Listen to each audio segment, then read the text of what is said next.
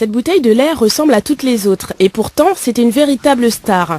Sa matière, c'est le PET, un plastique couramment utilisé par les sociétés d'emballage. Jusque-là, rien de bien particulier. Mais la révolution, c'est qu'elle est totalement insensible à la lumière. Une innovation mondiale qui lui a permis d'obtenir l'Oscar de l'emballage en 2008. L'innovation consiste en un surmoulage par injection d'une couche grise sur laquelle on vient surmouler une couche blanche pour donner l'aspect extérieur de la bouteille.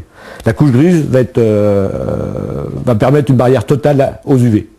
Le procédé par injection de la préforme permet une stabilité dimensionnelle du col assurée pendant tous les cycles, pendant toute la fabrication, ce qui nous permet d'éviter complètement l'utilisation d'un opercule aluminium. Résultat, un gain de poids, 22 grammes au lieu de 32 pour les bouteilles actuelles. Pour le marché du lait, c'est une économie potentielle de 11 000 tonnes de matières premières. Mais avant d'obtenir cette bouteille, il faut d'abord une préforme et c'est PDG, une entreprise d'emballage qui la fabrique. C'est le premier système d'injection de préforme en surmoulage. La machine est composée de deux vis d'injection de plastique, une pour la couche blanche et l'autre pour la couche grise.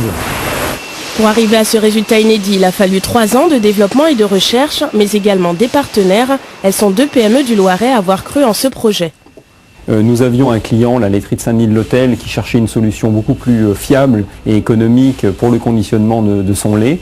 Et j'ai donc décidé très rapidement d'investir dans cette technologie qui me semble vraiment très innovante et très performante.